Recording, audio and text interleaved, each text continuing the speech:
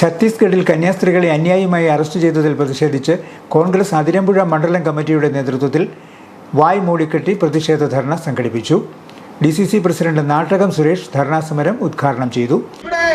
രണ്ട് കന്യാസ്ത്രീകൾ വളരെ ക്രൂരമായി മാനസികമായും ശാരീരികമായും പീഡനത്തിനിരയായി എത്ര ക്രൂരമായിട്ട് അവരെ ആക്രമിക്കാനായിട്ട് ശ്രമിച്ചത്, റെയിൽവേ സ്റ്റേഷനിൽ ഇരുന്ന് അവരെ അടിക്കുവാൻ ഒരുങ്ങുന്നത്, അവരെ മർദ്ദിക്കുന്നത്, അവരുടെ കൂടെ ഉണ്ടായിരുന്ന ഒരു ചെറുപ്പക്കാരനെ മർദ്ദിക്കുന്നത് ഒക്കെ സോഷ്യൽ മീഡിയയിലൂടെ നമ്മളെല്ലാം കണ്ടുകൊണ്ടിരിക്കുകയാണ്.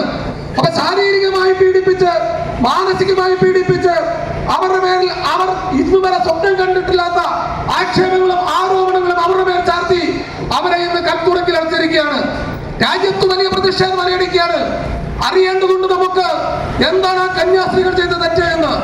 ഞാൻ ചോദിക്കട്ടെ, കന്യാസ്ത്രീകൾ സുവിശേഷമല്ല ചെയ്യുന്നത്, അവരെ ആരും ആശ്രയമില്ലാത്തവരുടെ ആശ്രയമായി മാറുന്നത്, അവരാതുര സേവന രംഗത്ത് പ്രവർത്തിക്കുന്നത്, അവർ വിദ്യാഭ്യാസമായി പിന്നോക്കം നിൽക്കുന്ന മേഖലകളിൽ വിദ്യാഭ്യാസ മുന്നോക്കത്തിന് വേണ്ടി പ്രവർത്തിക്കുന്നത്, ഇതൊക്കെ നമ്മുടെ രാജ്യത്ത് കുറ്റകരമായിരുന്നുവെങ്കിൽ ഇന്ത്യ മഹാരാജ്യം ഇന്നു കാണുന്ന നിലയിലേക്ക് എത്തുമായിരുന്നില്ല. ഭരണാധികാരികൾ സിസ്റ്റർമാരെ മോചിപ്പിക്കുന്നതിനുള്ള നടപടികൾ സ്വീകരിക്കണമെന്നും അല്ലാത്തപക്ഷം ശക്തമായ സമരവുമായി രംഗത്തിറങ്ങുമെന്നും നാട്ടകം സുരേഷ് പറഞ്ഞു. ഛത്തീസ്ഗഡിൽ അന്യായമായി അറസ്റ്റ് ചെയ്ത കന്യാസ്ത്രീകളെ വിട്ടയക്കുക, മതന്യൂനപക്ഷങ്ങളെ രാജ്യത്ത് പ്രവർത്തിക്കാൻ അനുവദിക്കുക, നരേന്ദ്രമോദി സർക്കാർ ഭരണഘടന സംരക്ഷിക്കുക എന്നീ ആവശ്യങ്ങൾ ഉന്നയിച്ചായിരുന്നു പ്രതിഷേധ സമരം. അതിരമ്പുഴ പള്ളി മൈതാനത്തിന് സമീപം നടന്ന പ്രതിഷേധ ധർണയിൽ മണ്ഡലം പ്രസിഡന്റ് ജൂബി ഐക്കരക്കുഴി അധ്യക്ഷനായിരുന്നു.